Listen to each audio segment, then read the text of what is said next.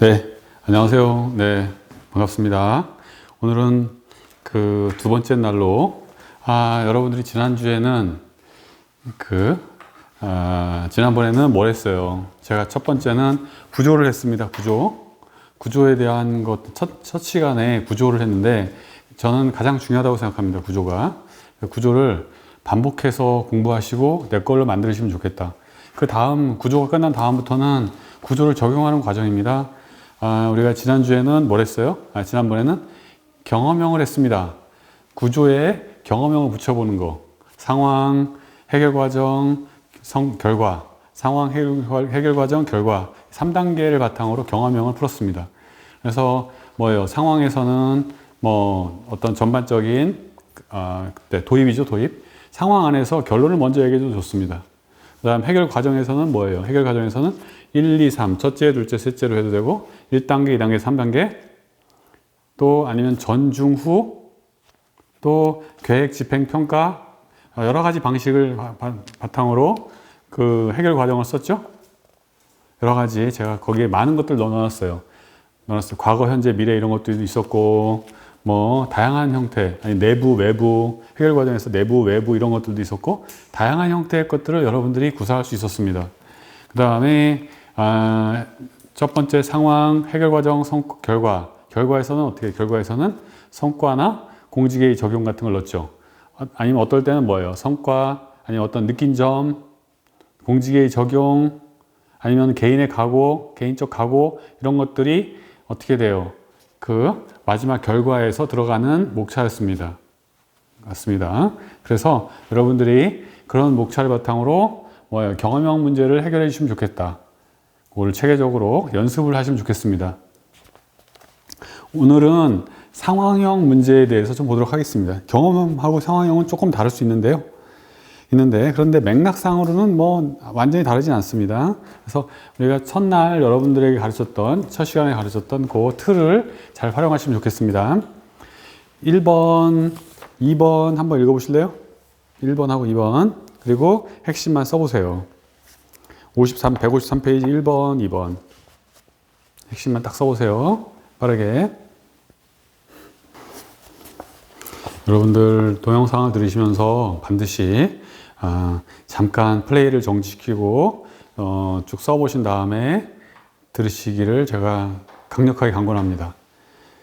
제가 지난번에도 그랬지만 그냥 계속 듣기만 하는 것은 저는 반대이기 때문에 여러분들이 여백에다가 꼭 써보시기를 제가 꼭 당부드립니다.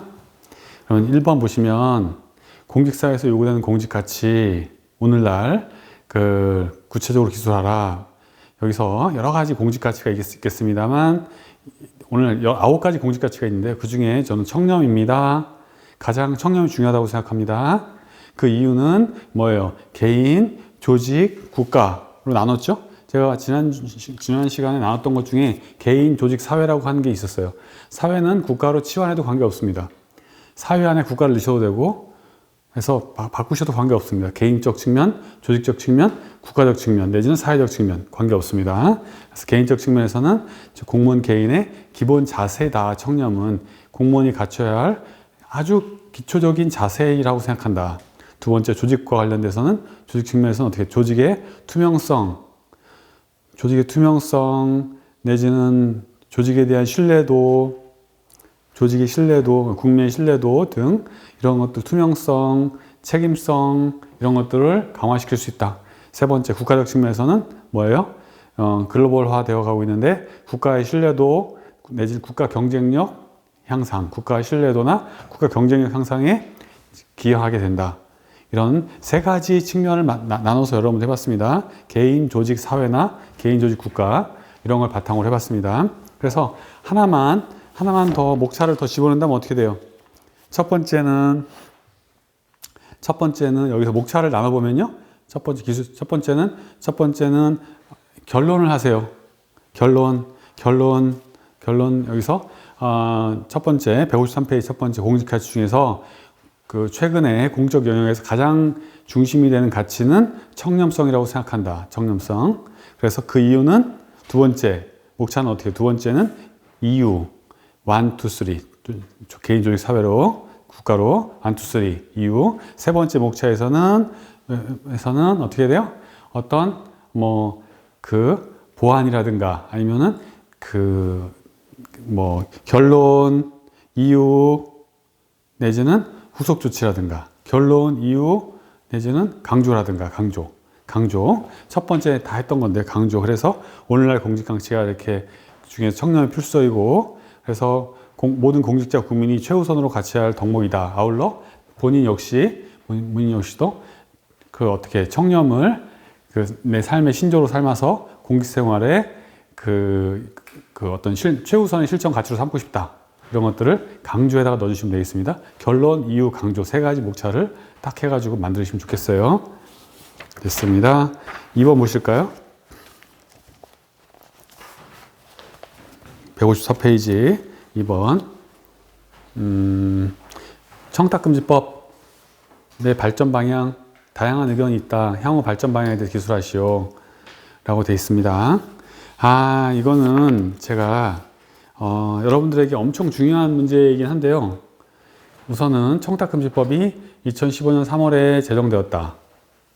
다양한 의견은 뭐예요? 긍정적 의견, 부정적 의견. 긍정, 부정. 긍정은 어떻게 돼요? 긍정은 내부적으로는 청렴문화 확산, 외부적으로는 국민의 신뢰 회복.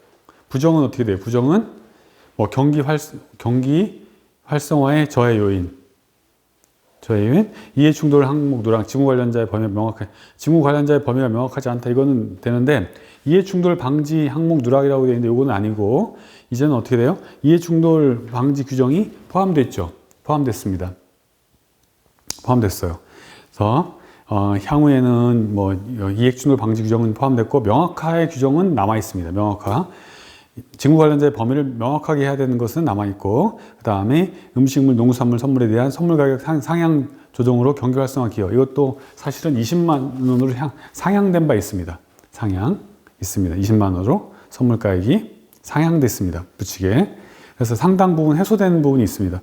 제가 뭘 말씀드리고 싶으냐면은 이해충돌 방지 조항에 대해서 그 내용을 알고 가셔야 되는 거예요. 올해 시험 보시는 분들은 내용을 반드시 알고 가셔야 되는데 제가 오늘 해드려야 되는데 이 교재에 안 들어가 있다 보니까 다음번에 기회가 되면은 자료실에 올려놨던가 아니면은 강의 시간에 추가하던가 하도록 하겠습니다. 설명드리면 제가 요거 하기 전에 그런 말씀 드릴게요. 어떤 사건은 세상을 바꾸는 것 같아요. 어떤 사건, 어떤 계기, 많은 계기에 의해서 사회는 발전합니다. 계기에 의해서. 사실은 청탁금지법이라고 하는 이 김영란법이 상당히 오래전부터 만들어졌다가 통과를 못 시켰었죠.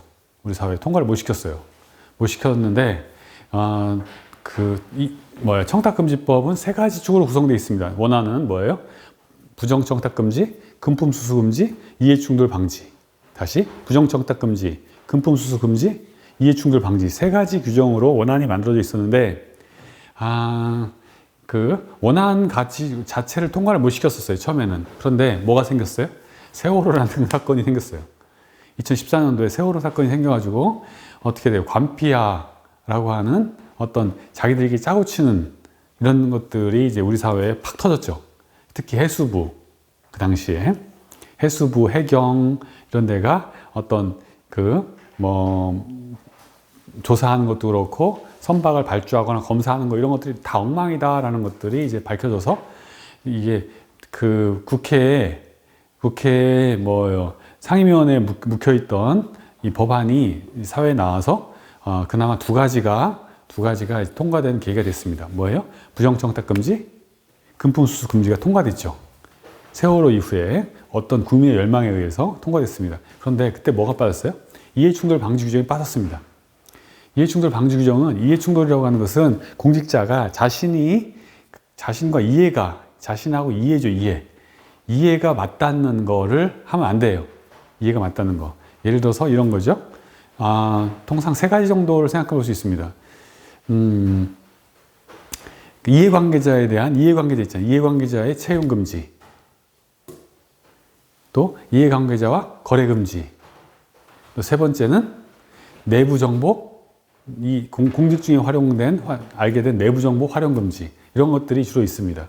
이런 것들이 내부 정보. 그런데 그 당시에는 국회의원들이 이해충돌 방지 규정은 첫 번째 2015년 통과시킬 때 뺐었어요. 근데 이번에 무슨 문제가 생겼어요? 사회에서? 무슨 문제가 생겼냐면요. LH 문제가 생겼어요. LH 사태가 생기면서 한번 국민들이 어떻게 돼요? 확 뒤집었죠.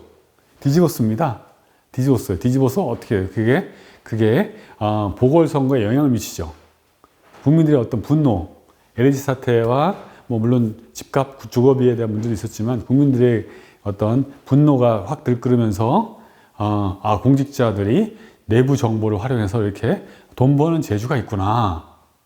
이런 것들이 이제 우리 국민 정서에 엄청난 불만의 폭발의 계기가 됐었고, 이런 것들이 계기가 되어서 어떻게 이해충돌 방지 규정이 이게 이번에 통과됐습니다.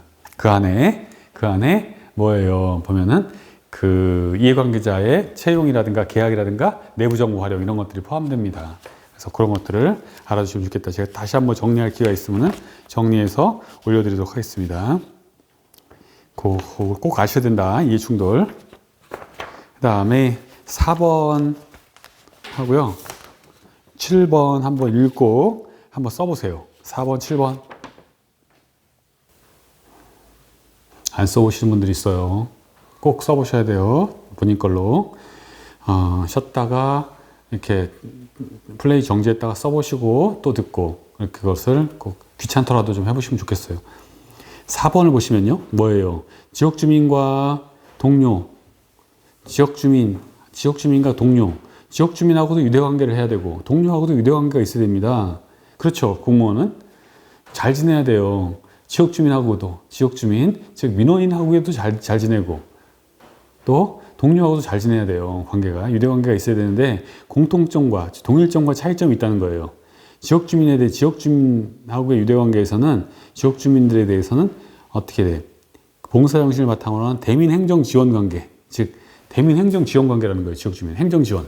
지역주민에 대한 행정지원관계라는 거예요. 근데 또 하나 행정지원 플러스 법을 집행하는 공적관계이기도 해. 행정지원도 해주고 어떻게 돼요? 여러분들 공권력이라고 하는 것은 두 가지의 양면성을 가지고 있습니다. 우월적 지위에 있어요. 우월적 지위에서 어떤 지원 행정이 있고 지원 행정이 있습니다. 지원 행정이 있습니다. 또 지원 행정의 반대, 지원 말고 반대는 어떤 제재라던가 규제죠.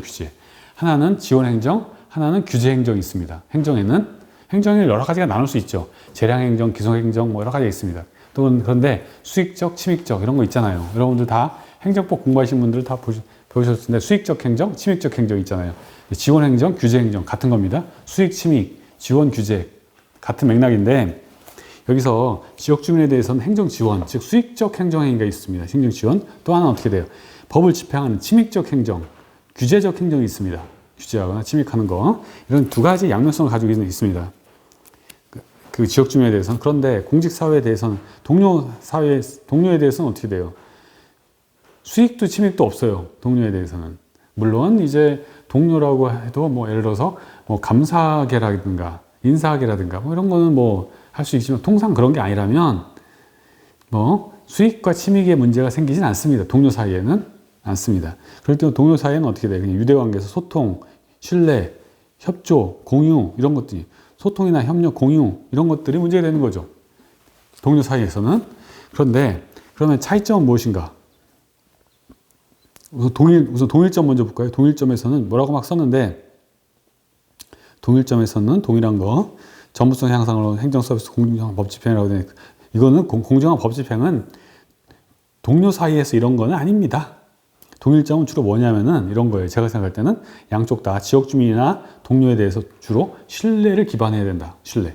두 번째는 소통을 우선해야 된다는 게 동일입니다.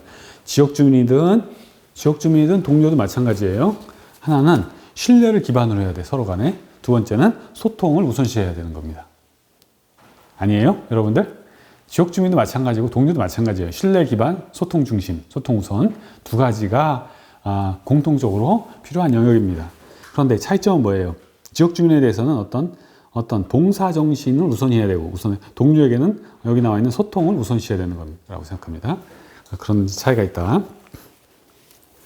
뭐 그런 걸 보시면 좋겠습니다. 그래서 동료하고 지역 주민 내지 민원인을 어떻게 다르게 볼 것인가에 대해서 한번 생각해 봤습니다. 다음 7번 보실까요? 윤리교육과 전인교육을 어떻게 해야 되는가, 선진 대한민국을 만들기 위해서. 사실은 이런 것들은 좀 약간 특수한 문제이기도 합니다. 잘 나오는 건 아니에요. 윤리교육과 전인교육을 시키는 첫 번째, 왜 시키는 거냐? 청렴, 도덕, 공익성을 기본으로, 공무원에 대해서는 청렴, 도덕, 공익성을, 청렴이나 도덕성, 공익성을 함양하기 위해서 윤리나 전인교육을 시키는 겁니다. 일반 주민은 내지는 윤리, 도덕, 청렴 국가를 만들기 위해서 어떤 얘기는 일반 국민에 대해서는 국민의 의식 수준을 향상시키기 위해서 하는 거죠. 국민의 의식 수준을 향상하기 위해서는 윤리교육이나 전인교육을 시킬 수 있는 거고, 공무원에 대해서 청렴, 도덕, 공익성을 함양하기 위해서. 그렇습니다. 목적이 다른 거죠. 그럼 방법도 여기 나와 있습니다. 공무원은 주로 연수를 시키는 겁니다. 연수나 회의나 뭐 이런 거 연수죠. 일반 국민은 홍보를 실시하는 겁니다. 홍보를 시키는 겁니다. 그런데 추진 방안 보시면 어떻게 돼요? 공무원은 여기 막 썼는데, 연수를 시킬 때 있잖아요. 채용 과정에서부터라고 돼 있어요. 1단계 채용 과정이라고 하고, 2단계 이후 수시로라고 돼 있는데, 1단계 채용 과정, 채용 연수, 2단계 수시 연수, 2단계는 예를 수시 연수, 수시, 3단계에서는 3단계는 상벌 시스템, 3단계는 해서 채용 과정에서 연수시키고, 또 수시 연수시키고, 3단계는 어떻게 상벌 시스템을 만들고, 이런 것들이 이런 공무원을 교육시키는 방법이라고 생각할 수 있습니다. 일반 국민은 어떻게 돼요? 이런 채용 연수, 수시 연수하고 관계 없잖아요. 일반 주민은 어떤 무슨 자치회라든가 반상회 같은 거 있잖아요. 홍보지, 내지는 어떤 행사에서의 기관장 인사, 이런 걸 통해서 주민들에 대해서 이런 윤리나 전인교육이나 이런 것들을 간접적으로 얘기할 수밖에 없습니다. 홍보. 참고입니다. 그래서 공무원을 교육시키는 방법하고 국민을 교육시키는 방법이 좀 다르다. 국민은 홍보의 대상이다. 그 다음에 공무원은 내부 연수나 이런 것들을 시키는 그런 좀 다르다 말씀드리겠습니다. 그 다음에 8번, 9번을 한번 써보실래요? 꼭 여러분들이 개인적으로 꼭 해보시길 바라겠다는 말씀을 드립니다. 8번 볼까요? 8번. 여기서 첫 번째 8번은 뭐예요? 공직자랑 어떤 역할을 해야 하며 공직자로서 어떤 실력을 갖추고 있는지에 대해서 구체적인 경험을 바탕으로 기술하시오. 공직자는 어떤 역할을 해야 하는가? 역할. 물어보는 대로 얘기해야죠. 어떤 역할? 공직자 역할. 국민에 대한 봉사자, 내지는 청렴하고 역할이라고 하는 봉사자. 청렴하고 공정한 행정이라든가, 또 내지는 청렴하고 공정한 행정. 또 세 번째는 뭐예요? 세 번째는 주기적인 업무 처리 능력 신장. 이렇게 업무 처리 능력이라고 하면 업무 처리 능력을 위한 노력, 업무 처리 능력 신장을 위한 노력이라든가, 이렇게 어떤 역할을 구체적으로 해야 되는데 좀 빠졌습니다. 그래서 본인이 가지고 있는 실력은 어떻게 어떤 대학 시절 등 어떻게 봉사활동 했었다. 주기적으로. 청렴, 본인이 맡았던 동아리, 내지는 모임, 내지는 여러 가지에서 나는 투명하게 회계 처리를 했다. 소소한 모임이라도. 세 번째, 업무 처리 능력을 위해서 나는 어떤 자격증, 내지는 과거 어떤 전공을 했고, 어떻게 돼요? 어떤 업무 처리 능력의 향상을 위해서는 여러 가지가 있는데, 대학 전공도 있겠고, 또 자격증도 있겠고, 어떻게 도서도 있겠고, 또 아니면은 실무 교육, 어떤 교육, 내지는 연수, 아니면 모임과 동아리, 또 아니면 향후 어떻게 돼? 향후 더 높은 높은 단계에서 학위, 여러 가지가 있습니다. 그래서 여기서 지금 현재 본인이 가지고 있는 노력, 본인이 하고 있는 노력, 실력, 플러스 하나 더 하면 어떻게 돼? 이게 약하다. 두 번째가 약하다 하면 어떻게 해? 향후 계획. 향후 계획을 하나 더 잡으세요. 향후 계획 해가지고 나는 향후에 어떠어떠한 거를 더 하겠다. 자격증은 뭘 따겠다. 또 아니면은 어떤 모임에 가입하겠다. 어떤 학위를 준비하고 있다. 이런 것들. 본인이 지금 가지고 있는 미천이 약하면 향후 계획이라도 좀 구체적으로 써주세요. 됐습니다. 9번 보시면 음주운전 하면은 공무원은 어떻게 돼요? 공무원은 여러분들 세 가지 책임을 지는 거 아시죠? 보통 사람은 일반인은 어떻게 돼요? 일반인은 민사 형사 책임을 집니다. 일반인은 민사 형사 책임을 지는 거죠? 지금 집니다. 그런데 공무원은 어떻게 돼요? 민사 형사 플러스 행정상 징계 책임을 지는 거죠? 민형사 플러스 행정상 징계 책임을 지는 건데 여기서는 어떻게 돼요? 징계를 통해서 가중처벌하고 있는데 왜 이렇게 무거운 책임을 져야 하는가? 공무원은 세 가지의 책임을 같이 지는가에 대해서 여기서 본인의 생각이죠? 공무원의 가중처벌 사유라고 되어 있습니다. 아니면은 여기서 이렇게 해도 되고요. 공무원의 가중처벌 사유에서 첫 번째는 품위유지 준수의 의무를 지니고 있다. 두 번째는 국민에 대한 봉사자이고 책임을 져야 하는 지위에 있다. 라고 되어 있는데 이런 것들을 조금 더 나눠보면 어떻게 돼요? 나눠보면 어떻게 돼요? 내부, 외부라든가 내부, 외부 아니면은 개인, 조직으로 나눈다든가 이렇게 나누라고 했잖아요, 제가. 그냥 쓰는 것도 좋지만 내부적으로는 공무원의 지방공무원법상 공무원 품위유지 의무를 지고 있고 외부적으로는 어떻게 돼요? 국민의 봉사자로서 국민의 신뢰를 받고 있다. 국민에 대한 봉사자이고 국민에 대한 신뢰를 받고 있다. 내부, 외부로 나누던가 개인, 조직으로 나누던가 아니면 개인, 사회로 나누던가 나눠서 정리하는 게 필요합니다. 두 번째, 공무원으로서의 자세. 그래서 공무원은 공사생활에서 항상 품위 노력을 해야 된다. 이렇게 해도 되고요. 아니면 하나만 더 하면 어떻게 돼? 본인의 각오를 써야지. 여기 여러분들, 여기서는 그 상황형에서는 어떤 그 상황을 직접 이렇게 얘기하기보다는 물어보는 거에 대해서 주로 얘기하는 그런 게 조금 더 타당합니다. 그래서 아니면 제가 조금 더 갈등에서는 더 다른 걸 말씀드릴 텐데 여기서 틀을 딱딱 가져가셔야 된다. 내부, 외부, 개인, 조직, 사회, 개인, 조직 등등 아니면은 단기, 중기, 장기 이런 것들. 또 하나 본인의 각오를 하나 넣어서 어떤 미래에 나의 다짐을 하나 더 넣는 거 필요하다고 생각합니다. 각오. 됐습니다. 아니면 있잖아요. 어떤 격언 같은 걸 넣어도 좋습니다. 격언. 어떤 격언. 공무원에 대한 격언. 어떤 그 목민심서에 나오는 거라든가 이런 걸 해가지고 이렇게 비유와 상징으로 쓰는 것도 전 좋다고 생각합니다. 그 다음에 11번, 12번 한번 읽고 한번 써보세요. 네, 11번 보시면 갈등을 해결하는 해결 방법. 또 하나는 갈등을 실제로 그 갈등 해결을 활용했던 사례. 개인과 조직으로 나눠가지고 해결 방법. 해결 1, 2, 3, 4, 5단계까지 나눴는데 이렇게 안 하셔도 되고요. 그 여러분들 1단계 해가지고 1단계 어떻게 분석해도 좋습니다. 1단계 분석. 갈등 상황과 구조에 대한 분석. 1단계 분석. 5단계 너무 많을 수 있죠. 2단계는 어떻게 돼? 해결.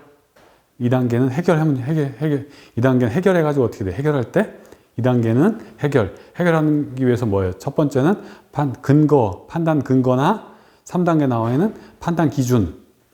판단 근거, 판단 기준을 수립하고 또 당사자 간의 판단 근거나 기준을 수립하고 당사자와의 소통을 통해서 해결하는 거죠. 지금 2번, 2단계, 3단계, 4단계가 다 어디 들어가는 거예요? 해결에 들어가는 겁니다. 해결에. 1단계는 어떻게 돼요? 갈등 상황과 구조에 대한 분석. 2단계 근거나 기준을 수립하고 당사자 상호 간의 소통을 통해서 해결하는 거죠. 2단계, 3단계, 4단계는 해결해 있는 거고 5단계는 어떻게 되는 거예요? 5단계는 이거 가지고 안 됐을 경우에는 5단계는 뭐예요? 보완이 되는 거예요. 보완. 제가 다시 분석, 해결, 보완 세 가지로 썼습니다. 세 가지. 여러분들 첫날 첫 시간에 제가 뭐 했어요? 거기에 보면은 어떤 그 갈등 상황 같은데 해결하는 원리로 분석, 해결, 보완이라는 걸 썼습니다. 그래서 1단계는 상황 구조에 대한 분석, 2단계는 근거나 기준을 수립한 이후에 소통을 통해서 당사 상호 간의 해결, 3단계는 어떻게 돼요? 3단계는 보완. 안 됐을 경우에는 어떻게 돼요? 공론화 등 추진한다라든가 아니면 어떻게 돼요? 미진한 부분에 대해서 해결 이후에 소통을 통해 해결한 이후에 뭔가 그 부족한 부분에 대해서는 보완이죠, 보완. 그럼 3단계로 해도 좋습니다. 그 다음에 활용 사례는 뭐 사례 읽어보시면 좋겠습니다. 이거 각자 다른 거니까. 그래서 뭐 사례, 분석, 해결, 보완 이렇게 해가지고 분석, 해결, 보완을 그렇게 활용해서 쓴 거죠. 난방 온도 가지고 엄마 아빠가 이렇게 싸우는 경우 있잖아요. 그래서 어떻게 해결했는지 내지는 조직 측면에서 상황, 기준, 보완인데 같은 맥락입니다. 상황에서 기준이 뭐예요? 기준은 이게 해결 기준이에요. 똑같은 겁니다. 이런 것들을 여러분들이 스스로 분석, 해결, 보완으로 하면 안 되냐? 관계없어요. 그거에 약간 아류라고 생각하시면 됩니다. 아류. 분석, 해결, 보완 내지는 상황, 판단, 기준, 보완 여러 가지가 있습니다. 여러분들 제가 첫 시간에 쫙 표로 나눠드렸던 거 이런 것들 그리고 여러분들 교재에 있습니다. 다 교재에 수록돼 있어요. 이런 것들을 보시면 어떻게 이걸 해결하는구나 아실 수 있다고 봅니다. 12번은요. 12번은 공직가치에 대한 정리죠. 공직가치. 공무원에 요구된 공직가치는 무엇이라고 생각하는지 그와 관련된 지원 동기에 대해서 구체적으로 기술하시오. 관련된 지원 동기. 여기서 공직가치는 뭐예요? 공직자들이 국가의 사회현실을 어떻게 바라보고 공공의 이익, 즉 공익을 위해 무엇을 할 것인가 또 공직자에게 어떤 행동을 할 것인가에 대한 기본적인 방향, 지침이 되는 겁니다. 공직자가 어떻게 행동해야 되고 어떻게 삶의 행동의 원칙이라고 볼 수 있죠. 공직자의 행동 원칙 이런 것들이 공직가치라고 볼 수 있습니다. 9가지가 있습니다. 국가관, 공직관, 윤리관 세 가지를 중심으로 각 3개씩 국가관에 대해서는 애국심, 민주성, 다양성 공직관에 대해서는 책임, 투명, 공정성 윤리관에 대해서는 청렴, 도덕, 공익성 이 9가지를 다시 셋으로 나눈 겁니다. 이 중에 여러분들이 가장 소중하게 생각하고 중요하게 생각하는 것들을 여러분 스스로 하나를 결정해야 돼요. 나는 투명성이라고 생각한다. 나는 도덕성, 공익성, 다양성, 민주성이라고 생각한다. 다 관계없습니다. 그러면 제가 뭐라고 그랬어요? 가장 중요하게 생각한 공직가치를 정했으면 그걸 바탕으로 어떻게 돼요? 공직관, 행동, 결과 3단계로 만들어 놓으라고 했죠? 공직관, 뭐가 제일 중요합니다. 행동, 나는 그것을 실현하기 위해서 과거에 어떻게 행동했습니다. 행동. 결과, 마지막 결과에서 그걸 통해서 나는 성과가 어떤 게 나왔었고 성과, 공직에 들어가면 어떻게 나의 각오를 다 얘기하는 거죠. 어떻게 그것을 실현하겠습니다. 결과는 과거고 나의 각오는 나의 공직에서의 활용은 미래입니다. 성과는 과거라면 공직에서의 활용은 미래입니다. 미래. 그래서 과거와 미래를 같이 버무려서 결과 안에 집어넣는 거죠.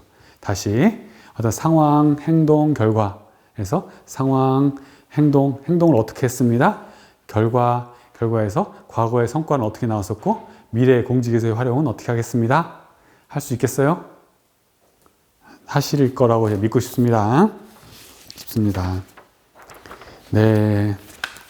그러면 잠깐 쉬었다가 또 13도 보도록 하겠습니다.